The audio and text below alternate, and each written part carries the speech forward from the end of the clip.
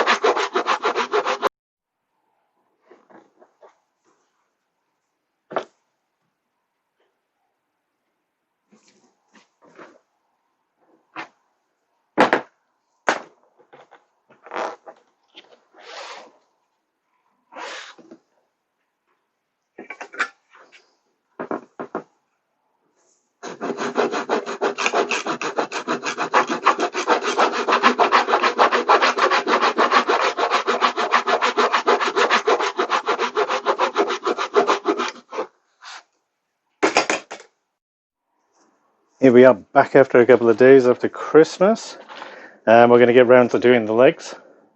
So I showed you before about these formers here, and I've taken the liberty of already cutting these strips down to length. And there's 9 veneers here. We've got 2 sets of those. I'll need to do a third for what I'm thinking of. What I just wanted to point out was that, I mean, laminating things is pretty easy, you know, it's just glue between on the former, clamp down into place. What I've started doing somewhat time ago was using elastic bands. They generally tend to give you a better dispersion of pressure across there. When I've used masking tape before, which I will use a small amount just to hold it into the center, but when I have used that before, what you usually get is just move these things here. So where you have your former and it sits on the flat there, any layer you stack in here and you put tape, so you'll pull tape up here, then you'll bend it over and you'll pull it down the other side. What I found is that this pressure here and here, it tends to just ever so slightly cause a curve on there, which does mean that, I mean, it's not a major problem, but you kind of like for this process for doing the legs, you want it to be as flat as possible. You do kind of get a little bit with it with elastic bands, but they generally tend to be a lot better. You could also create a 2-parter, so then you would have the gap here of whatever 9 layers of veneer comes to, and then have another piece to kind of pull against it. I could do that, but you know, lazy. So what I'll do now is get on with laminating these feet together and putting them together.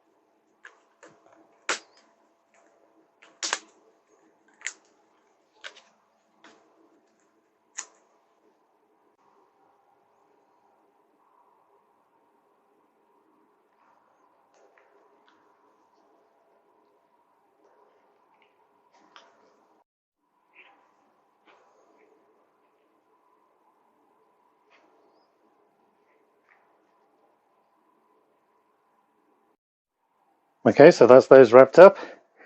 I've only got the clamps on the ends just to flatten it down a bit. Should be a couple of hours or so, and then we'll be able to see what they're like. The other advantage of obviously using these is that they're pretty cheap, reusable, and you don't have to take your whole clamp collection in order to do one of these. It's been overnight now. I've already unpacked one of them, but this one should be able to see it's pretty easy. I mean, the glue doesn't really stick to the elastic bands, so it's pretty good. Don't have to really clean up with anything like that. They come off pretty easy. I've already done one, and it's not retracted that much off the former, but it's still pretty good. When these first come out, usually you find that they're kind of stuck to the former, even with a bit of backing tape. But that kind of works to your advantage, because it allows you to keep them on there and then just use the block plane to take them right down to their final sort of width. They look a bit scrappy, but don't worry, you can clean that up with some sandpaper, and they come out like this. Eventually what I'll do is clean these all off, start to round over the edges. Don't really like sharp edges, especially on veneer. It peels quite easily.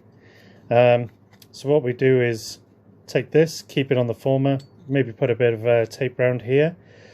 I can take a saw and just cut these ends off because they're superfluous, and then just put it up against the disc sander to take it down to the final dimensions. And I'll do that with the other one, and then we'll come back. Okay, so we've taken these to the belt sander and used these lines here to get our edge. And this won't be final. What we'll probably have to do at some stage is put the whole board onto some strips of sandpaper and check the level of it. I usually use the cast iron bed of the bandsaw just to check. But yeah, you can see it works out quite well. It's relatively rapid. Doesn't take actually a massive age to do it and cut it all. And just this bit of tape to hold it on is easily enough. It also seems to be enough to hold me back as well. So that's one. Let's get the other one.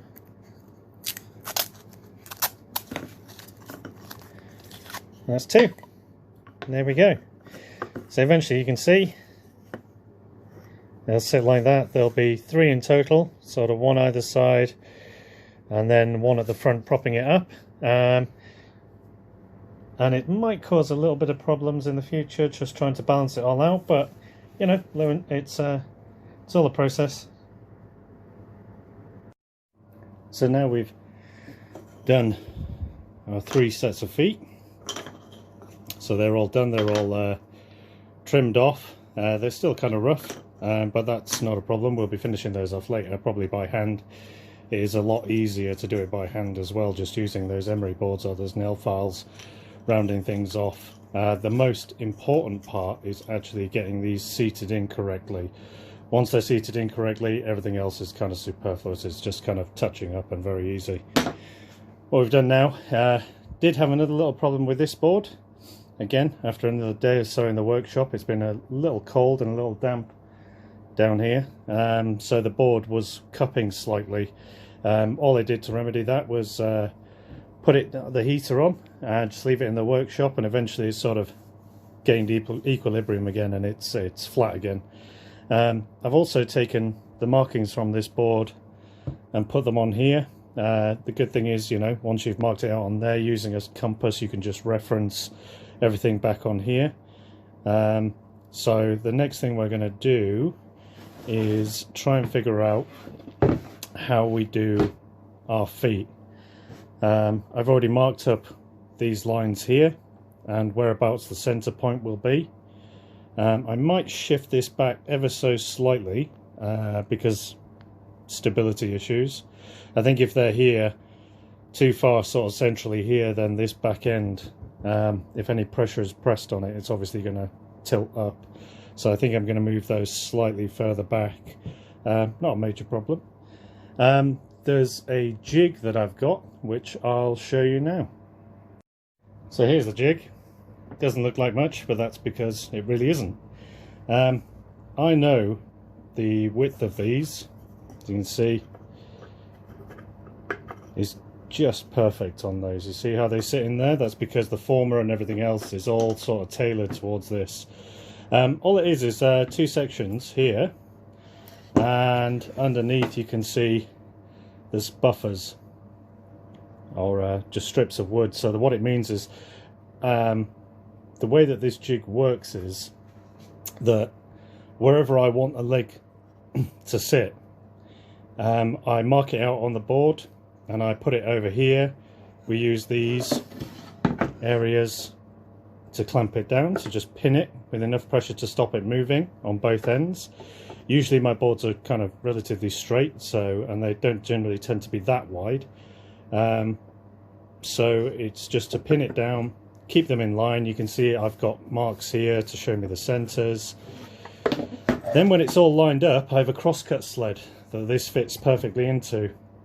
It's a bit of faffing about, but literally using a test block, I can put the crosscut sled onto the table saw, and then once I find that it's dead nut center, I just clamp that crosscut sled down, and then this goes in, and then I find out where the blade, raise the blade up, find out where it wiggles to at the furthest end, put another strip down here to stop it, move it across again to find out where the other end is, put another strip to stop it there.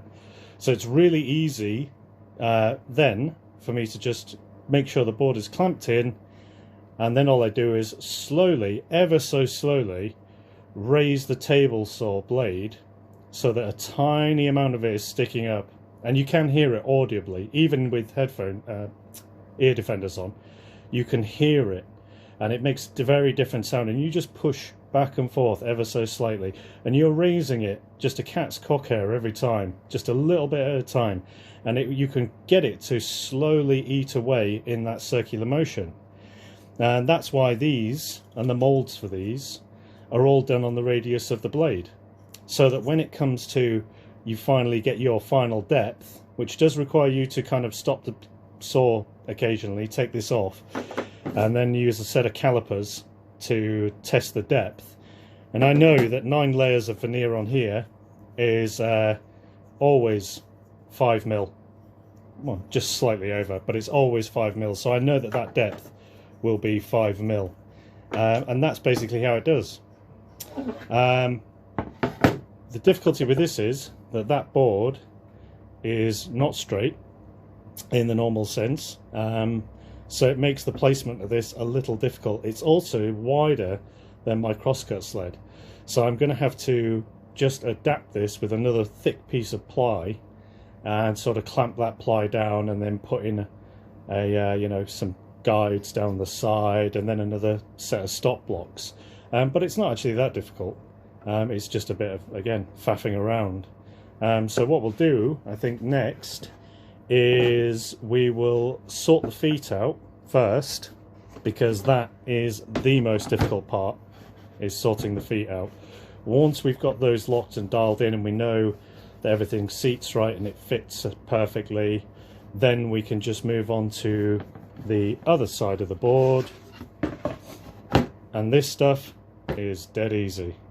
So it's just Forstner, circle cutter. This one here might have to be shifted slightly back or enlarged, because this center point here where the circle cutter goes in, I can't show, hold on a second.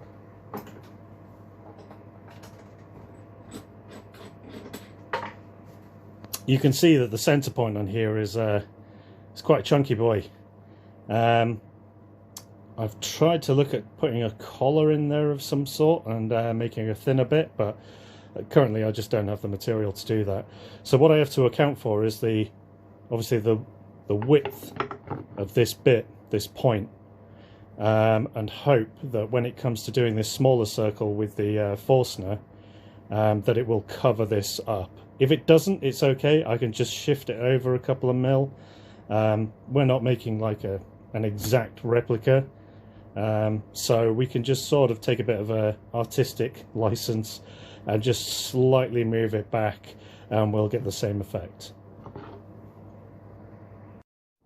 Just spent a bit of time making a new sled, just playing down some oak strips that I've got and a spare bit of ply. What we're going to do now is this is all locked in place, and for the rest of the process this is going to stay exactly where it is because I need it to.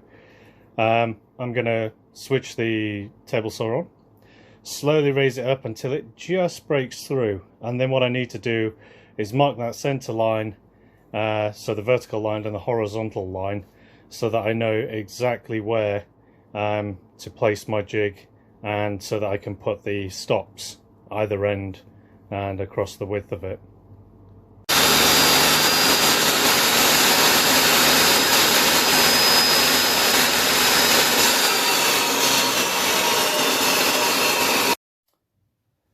So I've raised the blade up and it's come through here, which you saw. The whole point there is 18 millimeters, so halfway is 9. And then because this is, and I know this is a completely straight edge, I've just measured up from the bottom up to here, which is 28 centimeters, just over. And I've just transferred it over here to strike myself a horizontal line. In this day and age, with the litigious nature of people, I don't think I have to say that your safety is your own problem. It's not mine. So if you're going to do something like this, just be really careful. So now that we've got this on here, what I can do is raise the blade up even further, and then hopefully, all being well, it should strike through these lines. It's important to mark out the kerf width on here because you need to know where you're going to be butting up against and where you're going to be moving to. So that's important to note.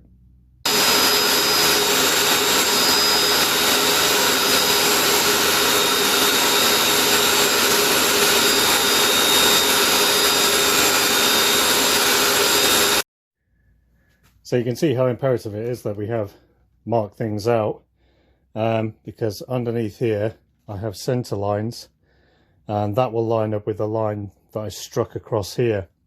So now that I have this in place, I know exactly where to put my runners either side, and then we can move on to putting the stop blocks.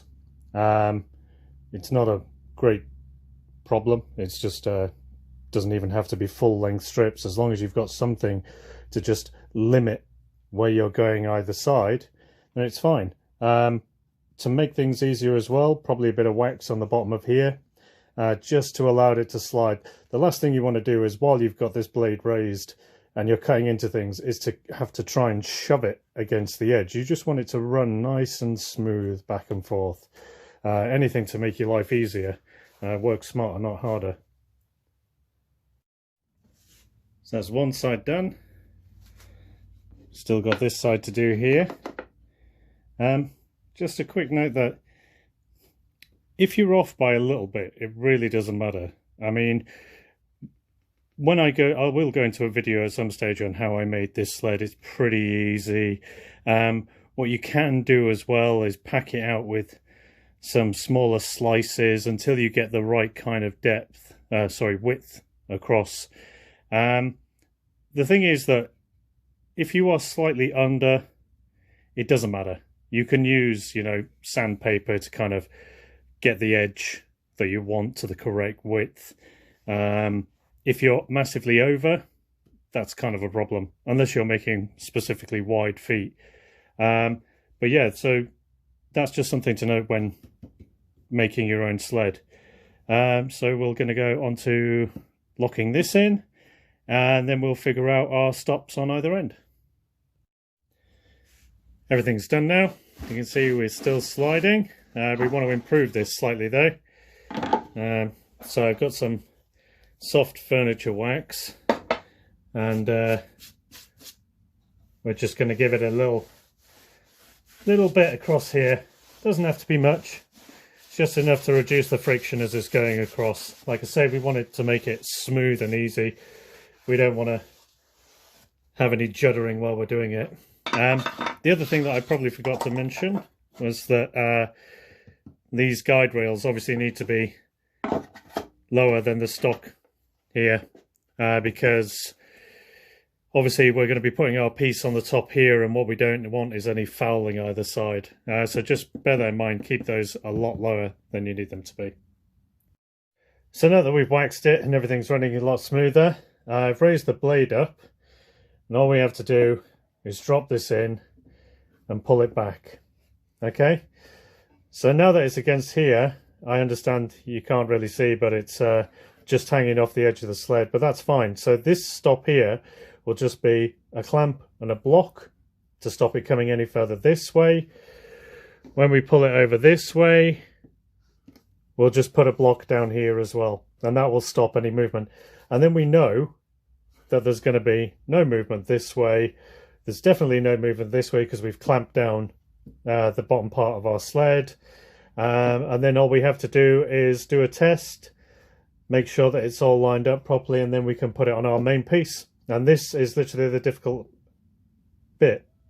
So now we have to, once it's all on, we'll just have to raise it incrementally, slide it back and forth. And like I said before, it's audible. You can literally hear when it's starting to hit the piece up here. And it is just a case of back and forth, back and forth.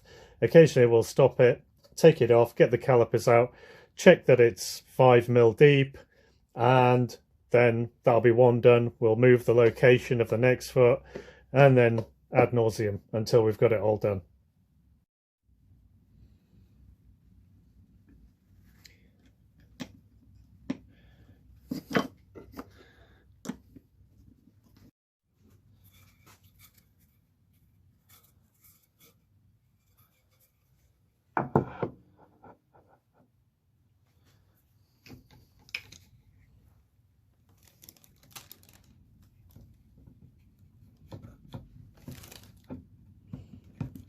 Now that we've sorted out the sled and put the stock blocks in, I've taken the center line, because this is where the first one is going to, the first foot is going to sit, and I know that this gap in here is nearly an inch.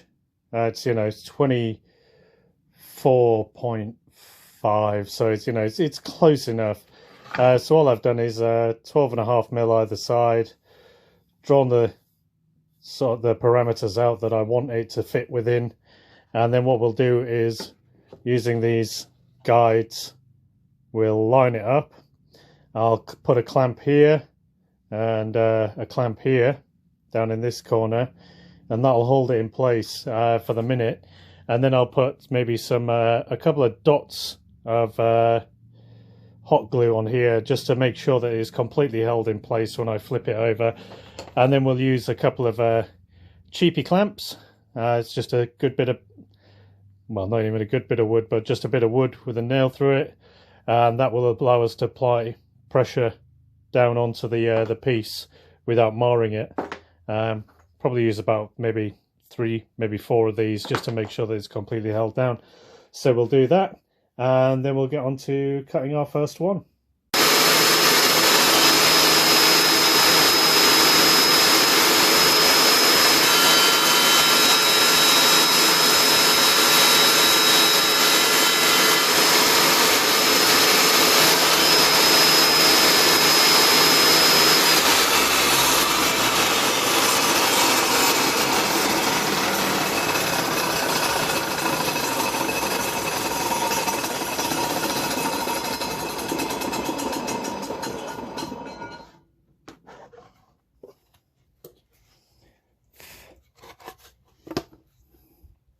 So this is the first one afterwards.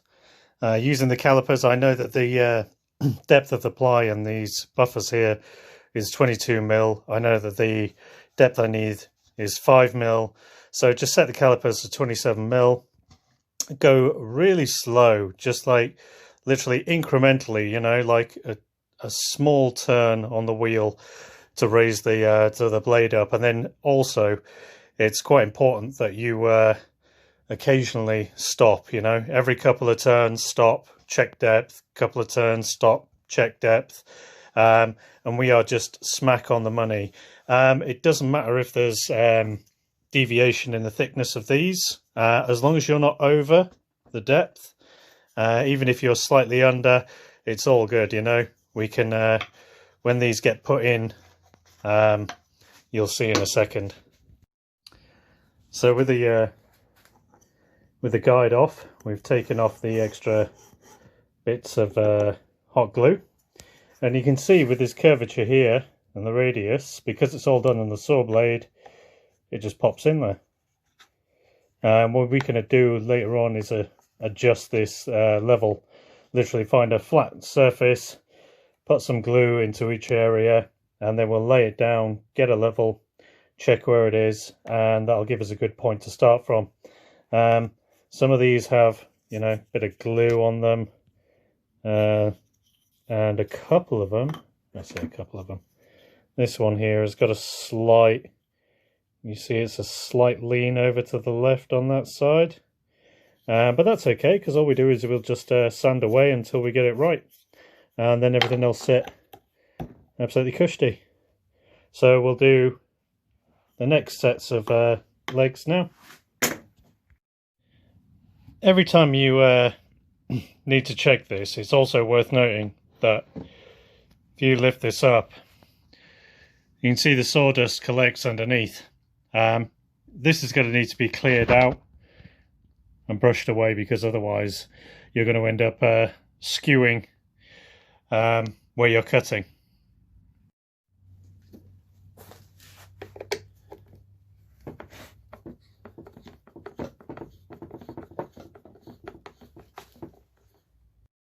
Yeah, I think that's probably going to be it for the day. But now that these are all cut out, you can see that's 1, that's 2, and that's 3. That's a tiny little bit of movement, but that's not totally critical, because again, you know, once we put glue in here, it kind of needs somewhere to escape to, and it's usually a little bit to the side, and this seam will be hidden anyway. But yeah, you can see that's how they fit in, and it's all done on the radius of the table saw. The other beautiful thing about this is that, like I mentioned before, if you want these after you've shaped them, that's slightly high on one side, that's not too bad, that's pretty good. But the nail file and the emery boards will fit in perfectly, and if you can just put in a bit of preformed flex into there, and then you'll be able to easily sand away the parts that you don't need there. So yeah, it's pretty easy. So that's going to be it for today, and we'll start again tomorrow by cleaning these up, and we won't fit them in just yet either, because we've got other stuff to do on the other side, and somehow I've got to figure out this part at the back here doing the resin. But again, you know, it's all fun and games. Let's figure this out.